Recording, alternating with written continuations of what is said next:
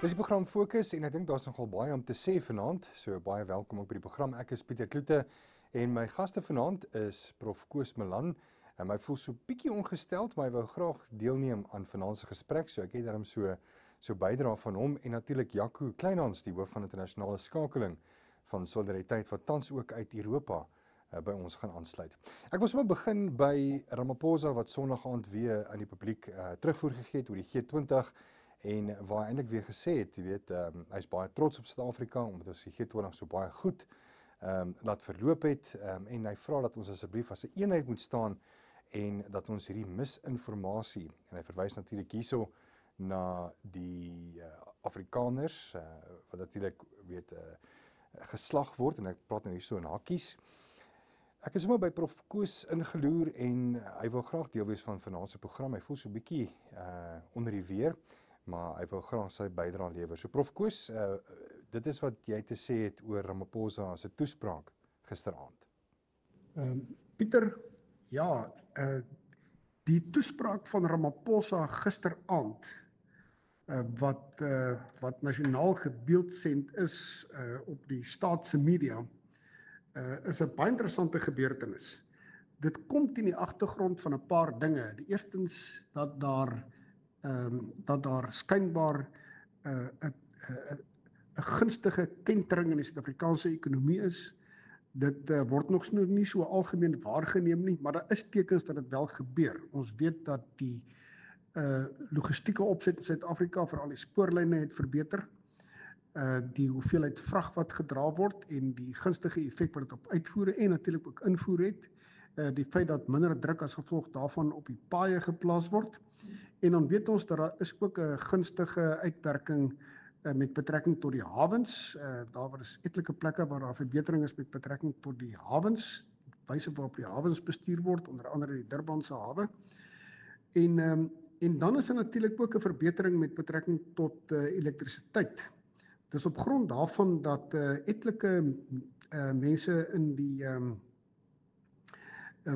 wat fokus op ekonomiese kwessies nogal optimisties is, ofskoon hulle erken dat daar steeds baie ernstige probleme is hulle nogal optimisties oor die moontlike vooruitsigte van Suid-Afrika. Dis baie belangrik om daarop te wys dat hierdie gunstige veranderings, die twee wat ek genoem het in die logistieke sektor en in die elektrisiteitssektor, nie in die eerste plek gebeur het danksy die ANC-regering en danksy die Suid-Afrikaanse staat nie. In teenstelling, dit het gebeur ten spyte van die ANC-regering.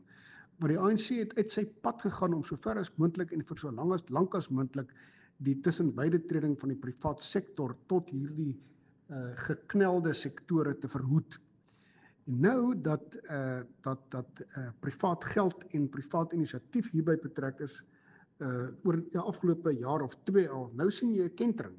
So ons sien 'n kentering wat te danke is aan die privaat sektor, ten spyte van die feit dat jy nog steeds 'n vervallende staat kry as gevolg van die ANC-regering. En laat ons dit dadelik sê, inderdaad steeds verder vervallende staat. Ons het die situasie dat die hoeveelheid moorde wat in Suid-Afrika gepleeg word, is nagenoeg 8 keer soveel as die wêreld gemiddeld. En dan het jy natuurlik die verskynsel van 'n geweldige, steeds verder agteruitgang van ons polisiediens en natuurlik van die openbare vervolger. Dis eintlik die sentrale kwessies wat 'n regering van 'n staat behoort te hanteer. Dit word inderdaad nie behoorlik hanteer nie, en jy sien gegewe wat self tans grafies afspeel voor die Matlanga kommissie en die ad hoc parlementêre komitee, sien jy daagliks grafiese getuienis van die verdere agteruitgang van hierdie kernfunksies van enige staat. Maar nou te midde hiervan sien ons dat hier 'n opgewondenheid vaardig is by Ramaphosa. 'n Opgewondenheid vaardig is binne sekere sektore in die ANC. En dan ook baie belangrik sien jy 'n opgewondenheid, 'n blymoedigheid, byna 'n baldadigheid by sekere sektore in die Suid-Afrikaanse media. En hier moet moet maar die ou tradisionele media uitgesonder word. wat veral vir hierdie baldadigheid, hierdie opgewondenheid verantwoordelik is. Ek dink hier aan Netwerk 24, ek dink veral ook aan News24 en natuurlik op die voorpunt is Daily Maverick. Nou, dit is sekerlik nie op die agenda van mediahuis soos Pretoria FM om kritiek te lewer op ander persone en ander instansies wat betrokke is by die media nie, maar ek is wat nou hier optree as 'n kommentator kan dit sekerlik doen. Nou wat gebeur? Wat is die kern van hierdie baldadigheid? Waaroor gaan dit eintlik? Dit gaan daaroor dat daar gesê word, luister, Suid-Afrika is onder geweldige druk en ons is veral onder druk as gevolg van die Amerikaanse regering onder Donald Trump. Maar Suid-Afrika staan sy man. Dit is die bewering wat gemaak word. Ek het ernstige twyfel oor of Suid-Afrika sy man staan. Dit lyk nie vir my so nie. Dit lyk vir my die druk word al hoe erger. En dan lyk dit vir my asof, en ons het reeds vinnig daarna verwys, asof die wanprestasie van die Suid-Afrikaanse staat, veral met verwysing na veiligheid en sekuriteit, die strafregpleging ensovoorts, die polisie en die vervolgingsgesag eintlik al hoe verder agteruit gaan. Maar wat gebeur, is dat daar eintlik 'n vorm van die afgelope paar weke 'n nuwe, noem dit 'n ANC-nasionalisme losgelaat is.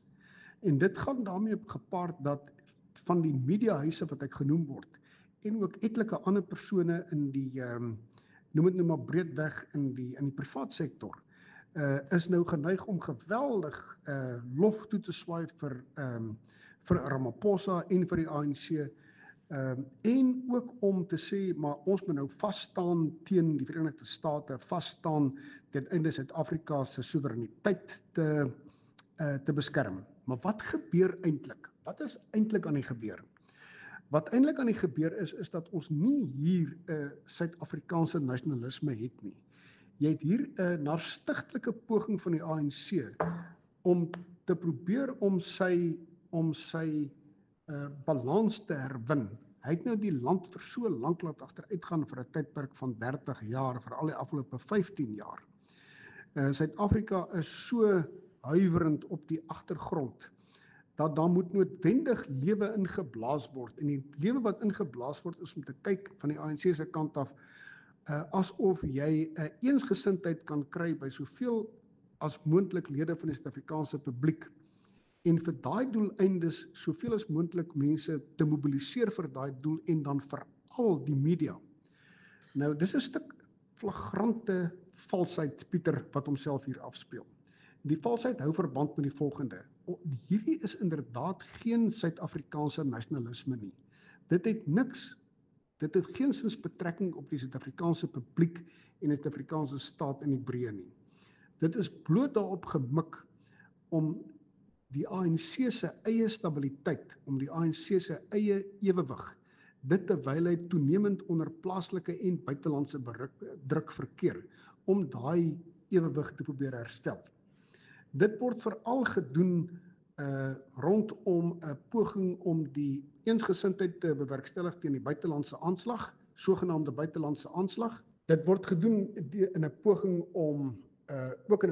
om bepaalde lede van die Suid-Afrikaanse publiek, bepaalde rolspelers, openbare rolspelers verdag te maak, asof hulle teen Suid-Afrika se belange optree. En dan veral belangrik hier is dat daar 'n verdagmakingsaksie is teen die Solidariteit-beweging, met die bewering dat die beweging en AfriForum sogenaamde valshede die wêreld instuur. Daar's geen aanduiding daarvan hoegenaamd nie.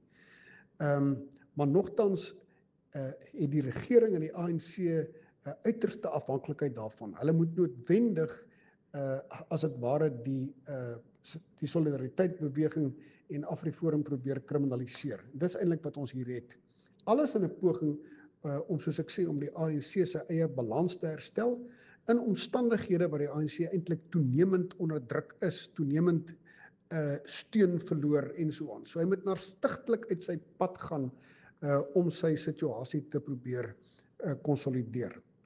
Nou ja, wat gebeur is dat 'n hele klomp mense in die media, en ek is baie jammer om dit te sê, laat hulle totaal mislei hierdeur.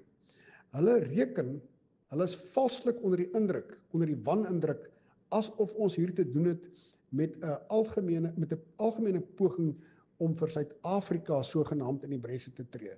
Dit terwyl Suid-Afrika doeteenvoudig gebruik word, die begrip Suid-Afrika gebruik word en Suid-Afrikaanse belange sogenaamd gebruik word as 'n rookskerm om die ANC te probeer stabiliseer en te probeer beskerm. Waarskynlik ook al reeds met die oog op die munisipale verkiesing van aanstaande jaar.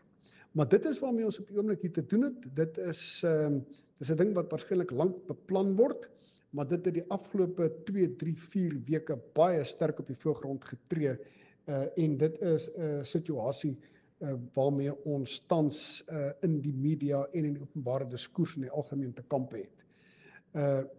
Hoe lank gaan dit hou? Gaan die ANC daarin slaag om hierdie momentum van ANC nasionalisme onder die dekmantel van 'n sogenaamde Suid-Afrikaanse nasionalisme in stand te hou? Wel, die tyd sal moet leer. Ek dink nie so nie. Ek dink dit is van korte duur doeteenvoudig omdat die lig van die realiteit op die ANC sal skyn en dit spoedig sal blyk dat dit inderdaad niks minder nie en niks meer is nie as 'n triek wat bewerkstellig word ten einde hulle eie basse te red.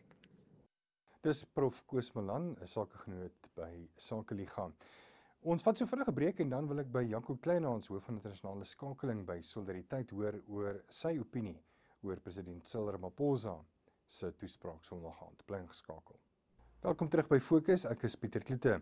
Ek skakel oor nou na Janko Kleinhans, hy is die hoof van internasionale skakeling en hy gesels met ons vanuit Europa. Janko, baie welkom. Ja, goeienaand Pieter. Lekker om jou hier uit 'n koue winter Nederland te gesels, ja. Want dit voel amper dieselfde. Ek moet vir jou sê in Pretoria het ons nogal redelike haalstorms en reën gehad die afgelope 2 dae. Maar nietemin, hoorie, ek reken jy het seker ook na president Cyril Ramaphosa se toespraak geluister. Wat is jou opinie oor sy gesprek oor samehorigheid en disinformasie? Pieter, ek is eintlik verlig gewees. Ek het gisteraand 'n ete-afspraak in Amsterdam gehad by 'n heel bekende Nederlandse politikus, 'n konservatiewe politikus wat ook in Suid-Afrika redelik bekend is, iemand wat al heel wat geskryf het oor Suid-Afrika en saam met hom ook 'n bekende joernalis vriend van my. En ek is baie dankbaar dat ek eerder daardie heerlike aandete kon geniet. En toe nou redelik laat gisteraand toe ek terugkeer by vriende verder suid in Nederland, toe nou aan president Ramaphosa se toespraak blootgestel is. So ek kon toe so iets sien van die beriggewing daaroor en dan natuurlik van die toespraak self. En natuurlik is dit presies wat ek verwag het nadat ek mens gehoor het van hierdie aankondiging. Kyk, die ANC is uitsonderlik goed met propaganda. En ek dink partykeer as hulle maar so goed was met regering as wat hulle is met propaganda, dan sou Suid-Afrika natuurlik 'n soveel beter plek gewees het. Sou soveel van ons uitdagings nie teenwoordig gewees het nie en soveel van ons veldtogte onnodig. Want die Ramaphosa era van Suid-Afrika wat nou na sy einde se kant toe staan, want onthou Ramaphosa is nou in die pylfak van sy termyn, maar die Ramaphosa era word gekenmerk deur verdere regeringsmislukkings, maar hierdie uitsonderlike propaganda suksesse wat nie net insluit president Ramaphosa homself nie, maar ook verskeie mense wat hy in sy kabinet aangestel het, van sy woordvoerders, almal mense wat uitsonderlik goed is met propaganda.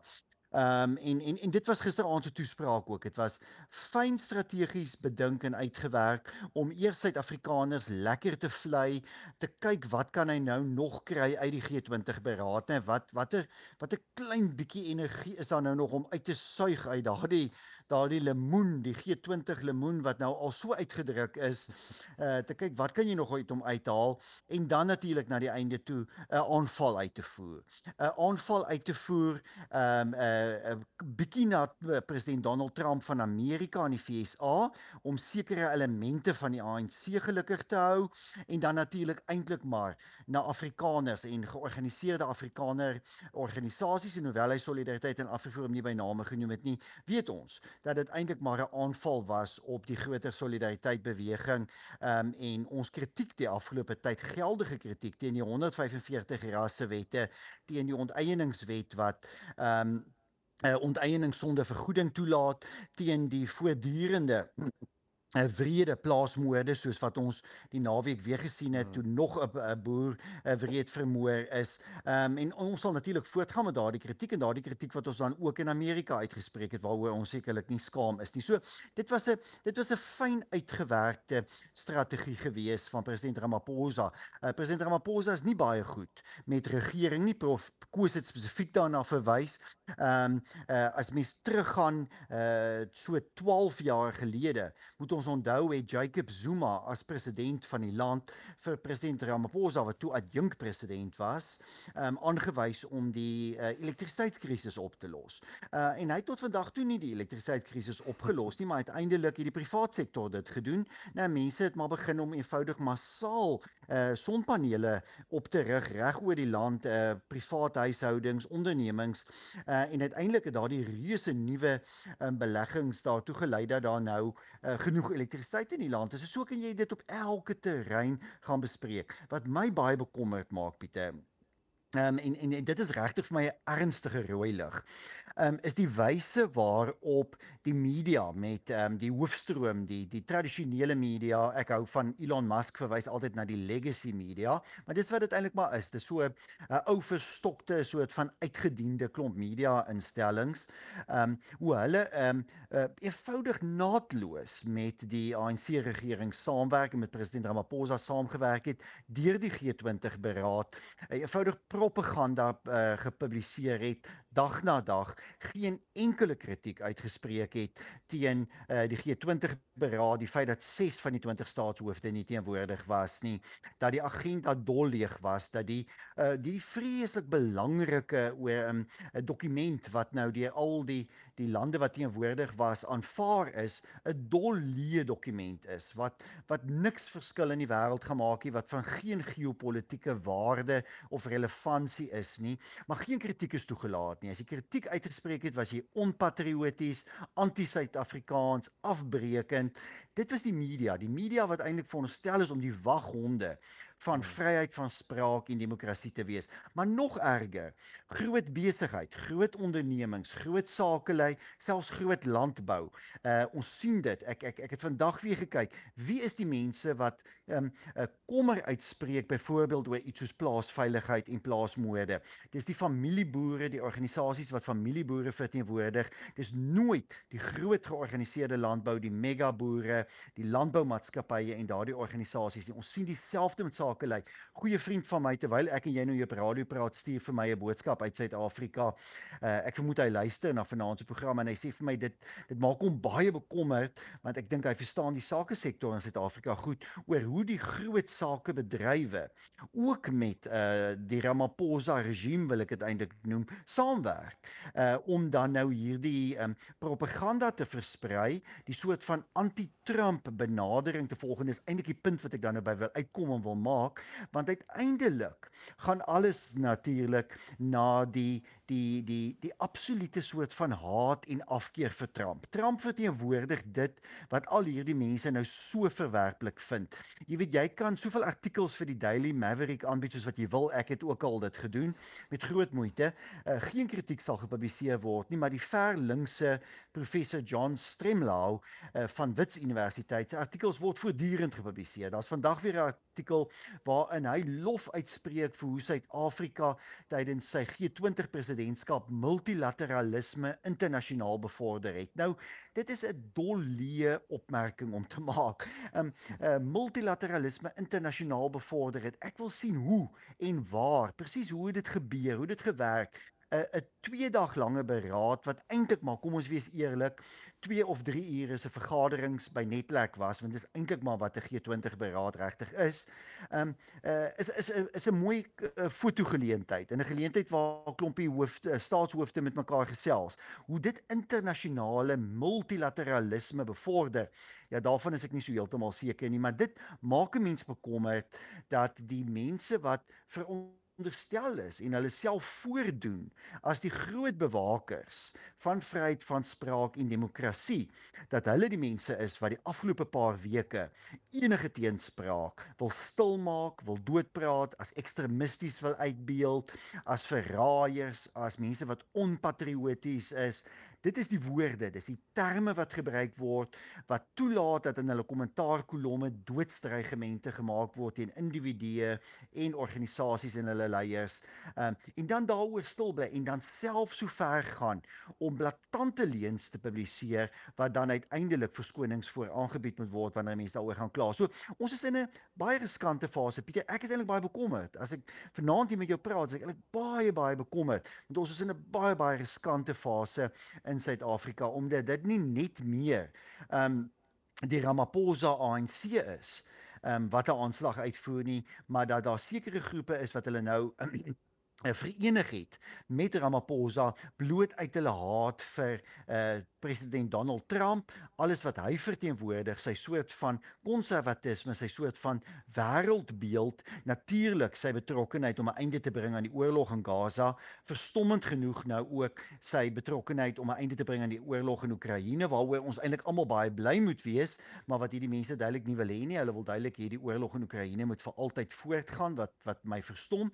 Maar ja, dit wat Trump verteenwoordig, haat hulle eenvoudig, en daarom sien ons dat dit in 'n sin dan ook 'n bietjie in Suid-Afrika afspeel. En kom ons wees met mekaar eerlik, hier waar ek in Europa is, ek kan nou maar vir julle sê, hier is die G20-beraad lankal vergeet, om die waarheid te sê, die meeste mense hier weet nie eers dat daar 'n G20-beraad in Suid-Afrika plaasgevind het nie. Hierdie mense se fokus in Europa, in al die Europese lande, tans is op die oorlog in Oekraïne, op ekonomiese kwessies, op Amerika, op verskeie ander vraagstukke in die wêreld. En Suid-Afrika en sy kamstige groot rol om multilateralisme in die wêreld te herstel is irrelevant hier. Niemand dink eers daaraan nie.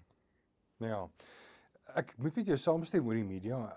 Marula Media het onlangs 'n peiling gemaak of gedoen aan hulle lesers. Daar was 2 peilings gewees. Die een was oor hoe voel hulle oor rond Trump, en omtrent 82% van die lesers, en dit was omtrent amper so net oor die 6000 wat deelgeneem het aan die peiling, het gesê dat hulle sien wat Trump doen, en hulle hou van wat Trump doen, en hulle is positief oor wat Trump doen. En die ander peiling was oor hoe voel hulle oor die G20, en daar het weer eens die Afrikaanse mark gesê, meer as 6000 terugvoere het gesê dat hulle dink daar gaan niks van afkom met die G20 nie. So dit voel amper vir my asof hierdie ander mediahuise half uitvoering is met hulle lesers. Absoluut so. Kyk, daar's geen twyfel daaroor nie, en dis 'n internasionale beweging, want die meeste van hierdie historiese hoofstroom media, die legacy media, word deur 'n soort van mense wat deel is van 'n internasionale denkraamwerk gedomeineer. En dit is oralster so, of jy nou by die New York Times is, of by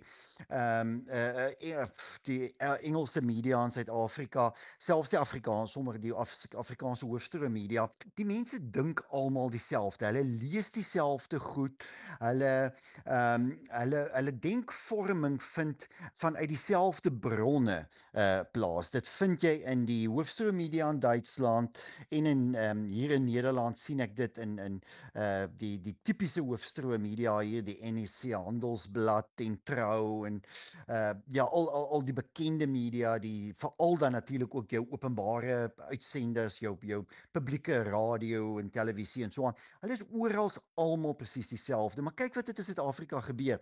Ons het 'n week gelede gehoor dat Media24 se wins met 38%, eintlik sy omset met 38% in die laaste finansiële jaar gedaal het. Ons sien by die SAIK die enorme finansiële krisis wat daar plaasgevind het. Ek sien 'n mediaberig gister wat eintlik amper spot in 'n wys sê dat die huisbakke is darm herstel nou in die SAIK geboue, maar vir die res is daar steeds nie geld. Ek het al met joernaliste daar gepraat wat sê hulle moet hulle eie toiletpapier saamvat kantoor toe. Ons weet wat met die tradisionele media in Suid-Afrika gebeur het. Ons sien dat die res van die wêreld, en wat my eintlik dan verstom is dat hierdie tradisionele hoofstroom media nie aanpas nie.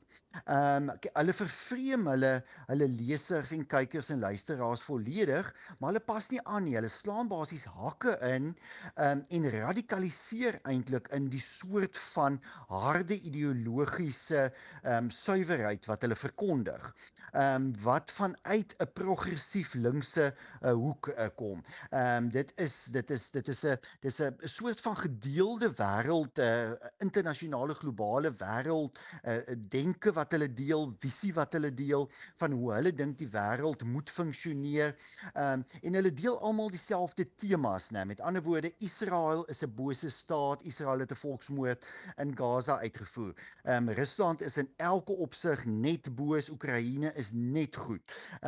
Natuurlik dink ek ook wat gebeur met die oorlog daar is verskriklik en Rusland moes nooit Oekraïne ingeval het nie, maar dinge is nie altyd net swart en wit nie. Daar's ook meer kompleksiteite wat 'n mens in elkeen van hierdie sake kan gaan ontleed.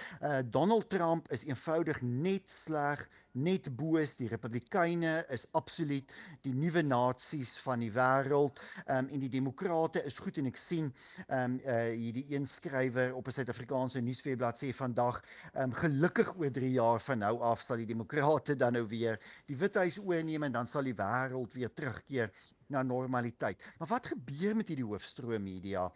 Pieter, hulle verloor hulle lesers, hulle verloor hulle kykers, hulle verloor hulle luisteraars, hulle verkeer in finansiële nood. Hierdie koerante hou op om gedruk te word. Ons het dit in Suid-Afrika gesien.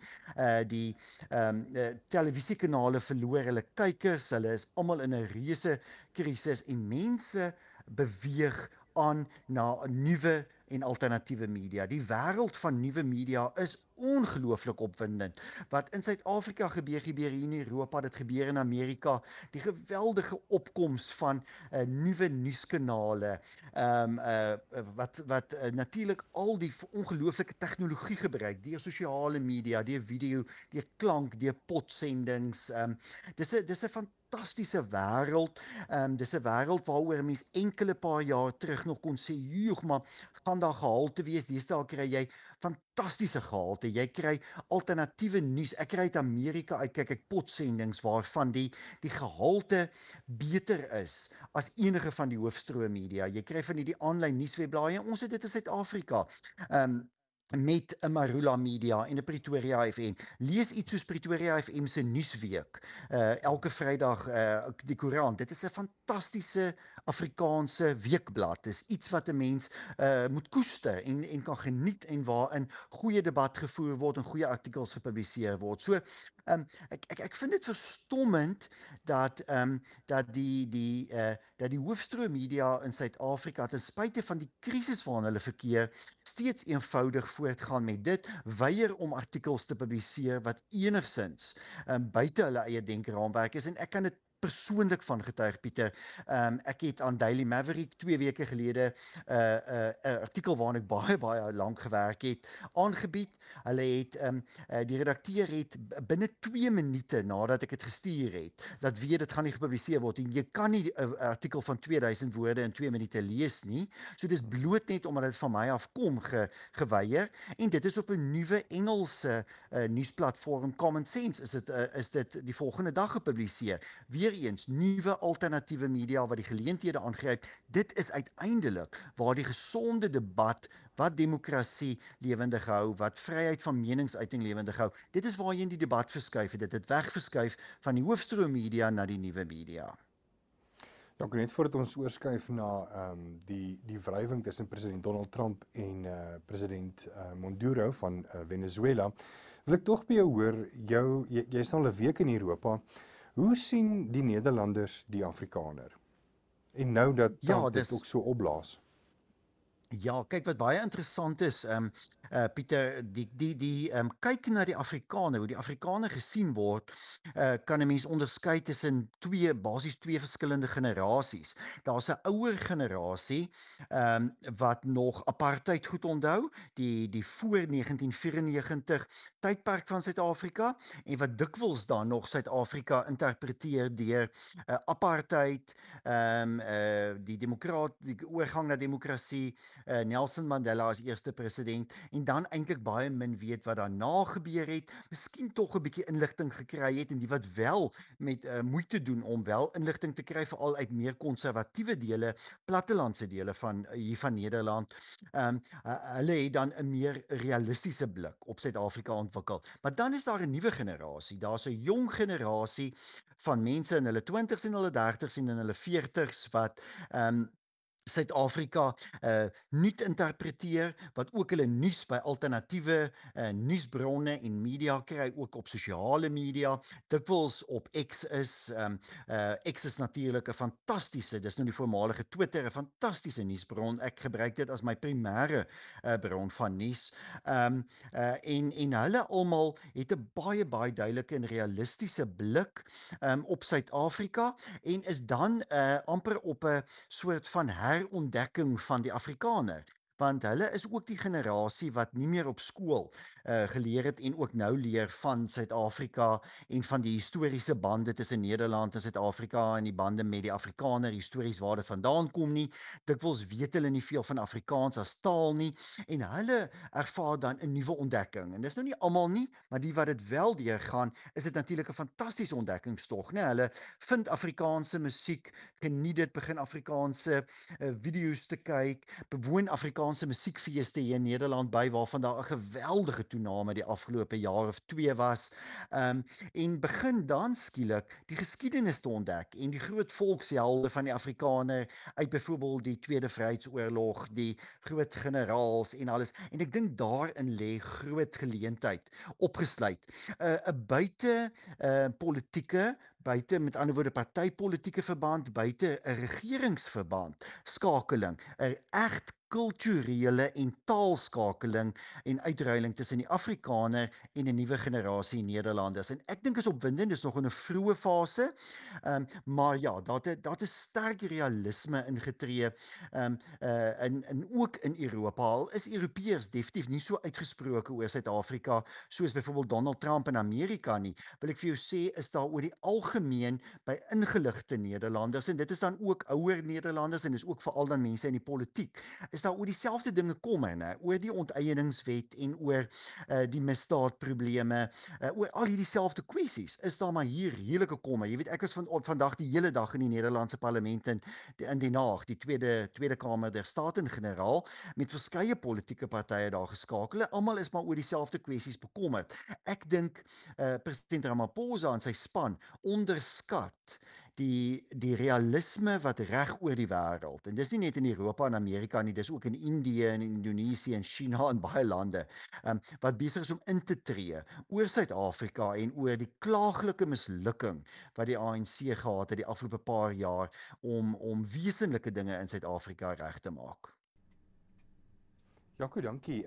Ek dink ek wil graag die luisteraar ook aanmoedig om bietjie hulle horisonne te verbreed, veral oor wat in die buiteland aangaan, veral met jou potsending wêreldwys, en dan ook moet hulle 'n bietjie gaan Google oor Wierdoek, een van jou baie goeie vriende en ook baie populêr met sy potsendings in Nederland, om bietjie daarna te gaan luister en bietjie ook ons horisonne te gaan verbreed. Jaco, oor na Trump en president Maduro van Venezuela. Wat gaan daar aan en hoekom is daar konflik op hierdie stadium? Ja, dis baie interessant hoe president Donald Trump die afgelope paar maande die Latyns-Amerikaanse politiek, ek wil eintlik dalk sê, mens kan seker sê die hele politiek van die Amerikas wesentlik beïnvloed, né? Ons het 'n tydjie gelede, weer 'n paar weke gelede, die parlementêre verkiesings in Argentinië gesien, en waar president Trump 'n groot rol gespeel het daarin, dat die president van Argentinië, Javier Milei, se party natuurlik uitsonderlik goed gedoen het, wat werklik waar vir Milei noodsaaklik was, en Milei wat natuurlik 'n belangrike bondgenoot van president Trump is, maar ons sien tans 'n verskuiwing na regs in Latyns-Amerika. Dit het in Chili onlangs gebeur met die eerste ronde van die presidentsverkiesing daar. Binne enkele dae van nou sal die tweede ronde van die presidentsverkiesing plaasvind en Chili gaan ook 'n regse president kry. Ons het nou al daardie verskywing in talle lande gesien. Dit word verwag dat dieselfde kan gebeur in lande soos Peru, dalk selfs Brasilië, enkele andere oor die volgende paar maande. En dan was daar natuurlik gister 'n fascinerende verkiesing in Honduras gewees. En dit omdat president Donald Trump maar enkele dae gelede, verlede week, sy steun toegesê het aan die konservatiewe kandidaat. Nou Honduras het tans 'n ver linkse president wat groot skade aangerig het aan Honduras. En president Trump het toe verlede week die konservatiewe kandidaat Nasri Asfoura ondersteun en die loop tans voor. Nou die stemme word nog getel, so ons kan nie sê wie wen daar nie, maar daar was duidelik weens Trump se steun 'n verskywing. Nou dit bring my net by om by die punt te kom oor jou vraag van Venezuela en Nicolás Maduro, die president van Venezuela.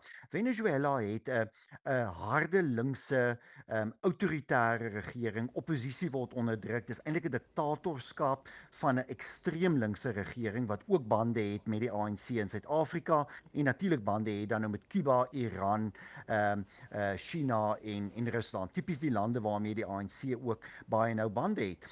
Die probleem is, en president Trump het enkele kwessies geïdentifiseer toe hy in Januarie ingehuldig is.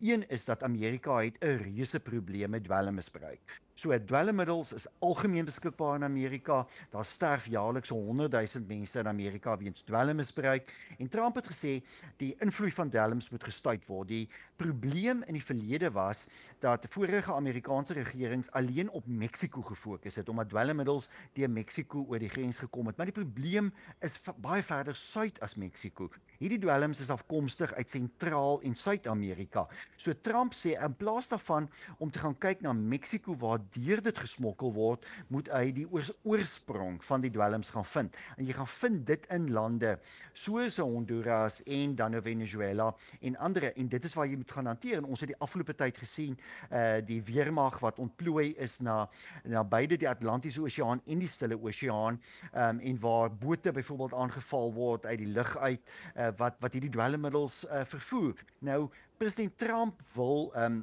Maduro natuurlik isoleer, want Maduro en sy regime maak geweldig baie geld uit dwelmsmokkelary uit, wat dan nou alles na Amerika toe gaan.